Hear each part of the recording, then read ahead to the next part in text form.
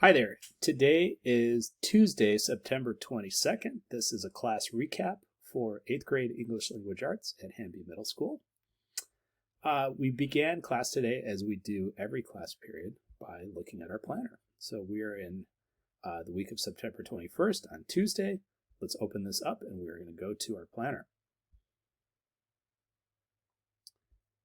If you have not had a chance to write down the details of the planner, would you please do so now? Go ahead and pause and then come back when you're ready. Hey, you're back. Good job. Okay, so reviewing the planner together. Our goal today, I can understand Quickwrite and FreeWrite expectations. We're going to look at some stuff with realistic fiction. Then we're going to look at some examples and expectations for understanding Quickwrites. Remember that your assignment this week is to check out a Hanby library book by this coming Friday. Okay, so next class, we went to the 40 book challenge. And here, we were looking at this prompt that says recommended books by genre. Recommended books by genre. And then realistic fiction recommendations. So on this is a Padlet. And what I asked people to do is write down or make a post for the best realistic fiction book that they have read in the last year. So our criteria for realistic fiction is that it has to be something that could plausibly happen in real life. Okay, so looking at these titles here, could this thing possibly happen? The book that we read as a class last year, Things Not Seen. Now, is it likely that you would wake up invisible? Not really.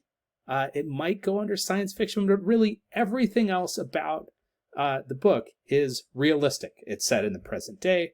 So that one might be debatable. But when you look at a book like Wonder or Slam or Making Bombs for Hitler, like these are things, or 13 Reasons Why, these are books where the story could have happened. They could be your next door neighbor. Okay, some of these, might be debatable as ones that maybe aren't, but all of them are recommendations of books that students in classes have said, I really like this book.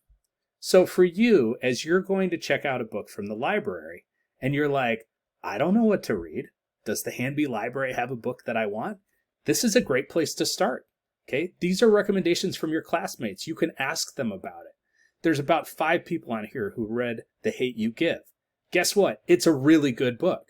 Now, it might not be a really good book for you, but maybe it's a place to start. Pax, this is a great book. Okay, most people who read Pax love the book. You can see that Gavin read it. You can also see that Colin read it. Those are 2 people to ask, or just go for it. Okay, so know that these are out here. There's a lot of recommendations for Wonder. Mystery 2 Can Keep a Secret, like super creepy cliffhanger book, really good. Okay, if you have not had a chance to post on this, please try to do so. The sharing is only open sometimes. It'll be open till the end of the day. If you want a time to post, send me an email and I'll open it up for a window for you. Okay? All right. So next up, we're going to go back to our plan for today. And going back to the planner, our goal is I can understand Quickwrite and FreeWrite expectations. So what I did in class at this time is we went to this slide here, 20 and 21, Quickwrite and FreeWrite expectations. I'm going to put that on your screen.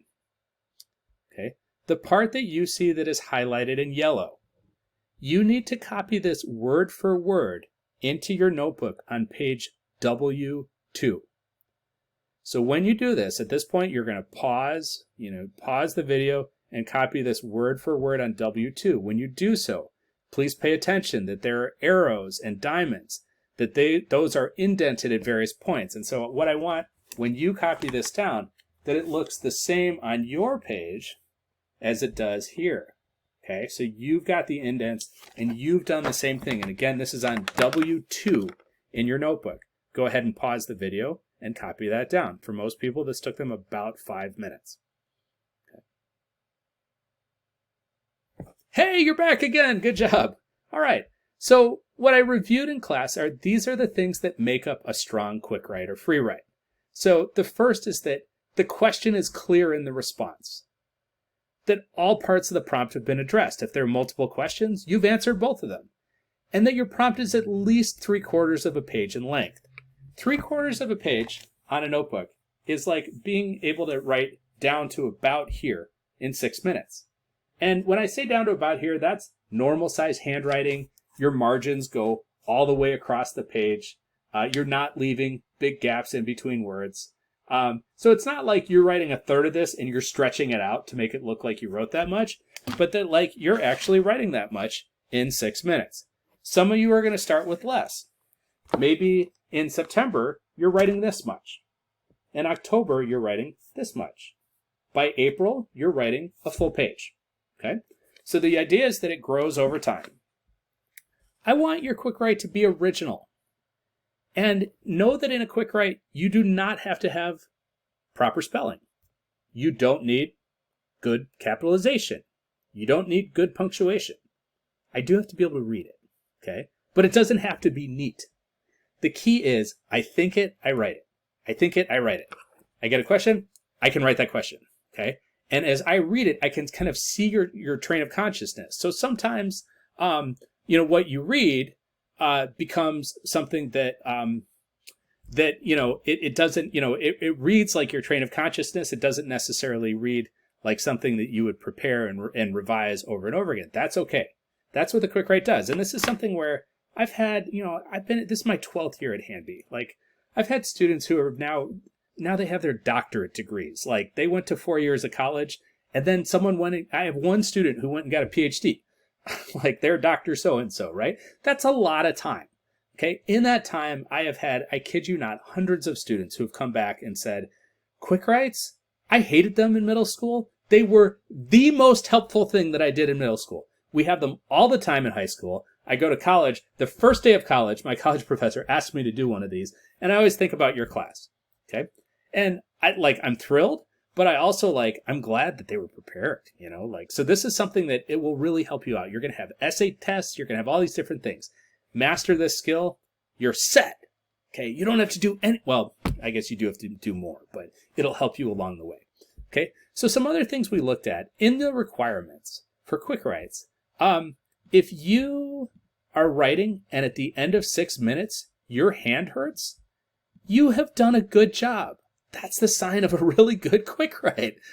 You're like, oh, what that shows is man, I wrote so much, my hand is killing me. Okay, good job. If you forget your notebook, you can write on a separate sheet of paper and then you can glue it into your notebook afterwards. If I write this, I can glue it right into this page, and that does not matter at all. Okay, but you do want to remember that you want to try to write the whole time. When I grade this, what I'll probably ask you to do is to take your notebook, and I'll say, okay, it'll be a Thursday in October, and I'll be like, open your notebook to September 27th, and which I guess is a Saturday, but open your notebook to September 24th, and read your notebook to me on a flip grid. It's due by the end of the period. And you go, oh, poop, I didn't do it. Well, you won't be able to do the flip grid. But if you did, you just open it to that page, and you read your prompt, or you read what you wrote. And that's fine. Okay, there may be times that I'll say, okay, go on to Flipgrid, and I want to see 5 days worth. And you go Monday, Tuesday, Wednesday, something like that. And so you show me that. But either way, this is something that I can't check in the moment. If you're doing it, though, you're really advancing your abilities. If you're not doing it, it might come back to bite you at some point. Okay. Finally, sometimes I have people say, you know what? I wanted to write more. I just didn't know what to say. In that case, I've got some ideas for you. Argue it from a different point of view. Write in a different tone of voice. Write to a different audience. Change the genre. These are all things that you can do to improve your writing. So these are some ideas. Okay. In class, we then looked at a pear deck. And I'm going to go briefly through this and kind of explain what I asked people to do. Okay, so we started with, this was a slideshow. It had about 5 slides.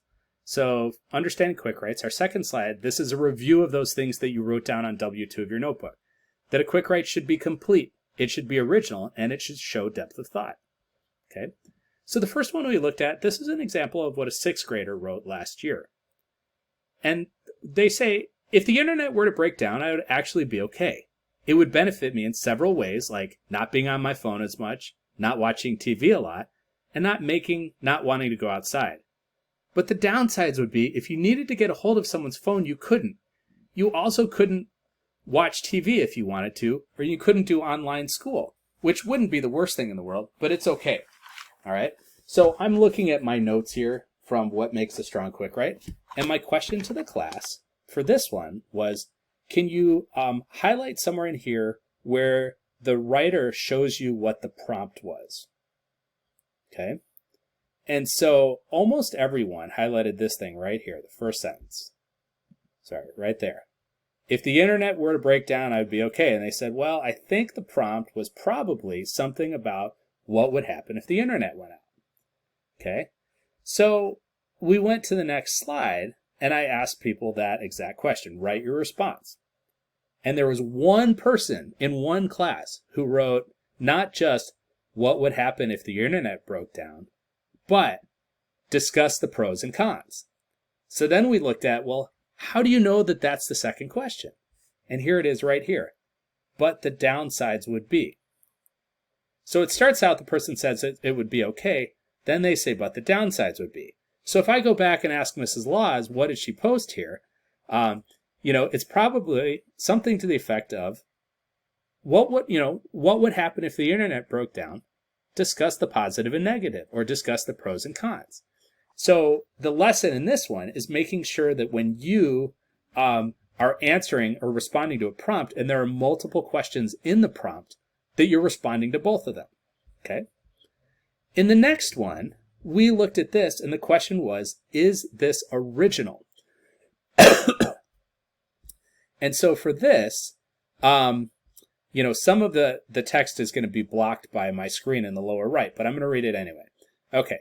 I think the group label that I think is most often used to be hurtful is being called a nerd, because I don't think anyone would like to be called nerds, although some people are nerds and don't care if they're called that, or like to be called a nerd. An example is maybe you don't know the other side of a nerd, and maybe they're smarter than you and read books and have a lot of knowledge, and they could become your boss someday. The group label that I think has the most positive associations with is being called a smart kid. I think everyone is a smart kid and can become a millionaire if they just tried hard enough. An example is some people are good at math and they can be smart, and some people are bad at math and they can have a trait that they can do and be called smart too. If you're bad at math, but you can take something apart and put it back together, weld, or create your own business, then that is as good as going to college, and that is very smart. Okay? So the question is this original? So here I'm going to go back to my notes, and I'm looking at, is this original? So what I ask students to do is to drag the dot in the icon to somewhere where this writer is being original. Okay, we know that it's complete. We can see that it's a positive association and a negative association with a label. That was the question. He's done that. He's obviously written the equivalent of 3/4 of a page. But is it original? So here we have, I think everyone is a smart kid and can become a millionaire if they tried hard enough. It's really clear that this person is writing for themselves and not for me. Okay, I can tell when you're trying to make me happy. It doesn't make a very good prompt. Write for yourself. Okay? The point of this is not that you become a great writer for me. The point is that you continue your path along becoming a fantastic writer for yourself, because it's going to benefit you in everything you do. Okay? So, although some people are nerds and don't care or like to be called a nerd, an example, goes on. Some people are bad at math, but they can have a trait that are called smart too. Like, all of these are examples where this person is being original. So are they making connections to their life experience? Okay, so they have a lot of examples of that. In our final one, this slide was written by a current 8th grader. And the question is, does this show depth of thought? So what we're looking for as we read this is, does it clearly state and explain your opinion? And does it use multiple examples to explain and add meaning to your ideas? So let's read it. To be honest, I don't think that I've made any major decisions in my life. There was one time when I had to decide whether I wanted to stay with my mom or dad, and of course I chose my mom. I was only 5 then, so I instantly had a connection with my mom. That's why I chose to stay with her. But in the end, it did not matter.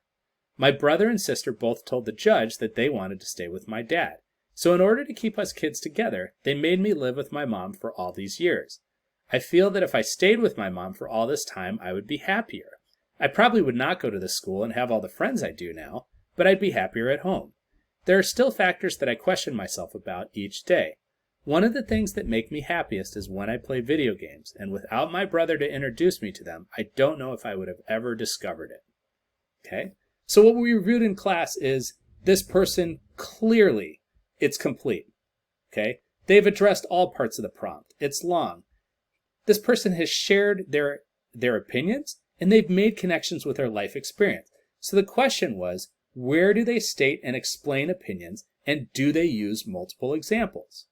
So what I had students do is drag the green star to places where they use multiple examples, okay, and where they explain their opinion. And what you see here is that the person makes a statement like, I wanted to stay with my mom and dad, and of course I chose my mom. And then boom, right after it, they explain, I was only 5, so I instantly had a connection with my mom. That's why I chose to stay with her. So they state their opinion, which is here, which is, I decided to do this. And then they've got this great explanation afterwards. So this is an example of excellent writing. This is something that's complete, it's original, and it shows depth of thought. All right.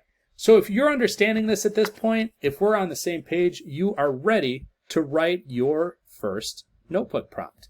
Would you please open your notebook to page W3. W3. Okay, we're back at the planner. So on page W3 at the top, you're going to write the word Quickwrite followed by today's date, which is September 22nd.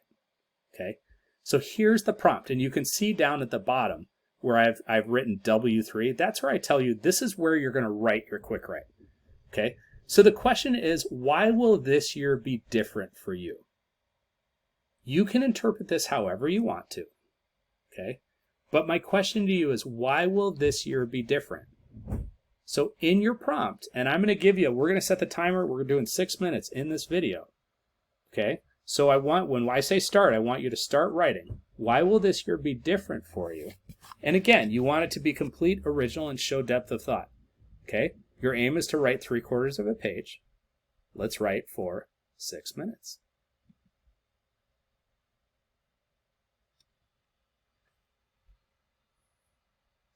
I'm going to get up and leave.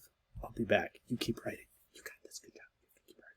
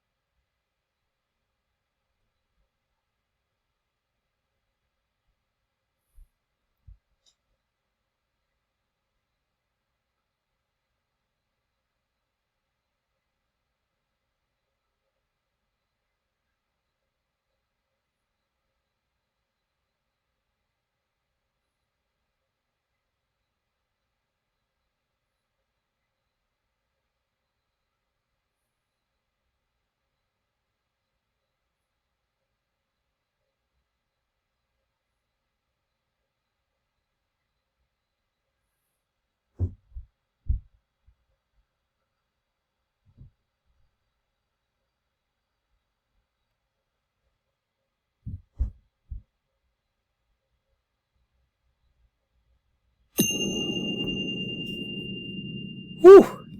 That was good. That was 6 minutes. Nice job. Okay, shake out your hands, especially your writing hand. Maybe it's both hands. Okay? Your prompt is done. Your entry is done. So what I want you to do now is go back into your entry. Okay? So look at this thing that you just wrote on W3. Okay?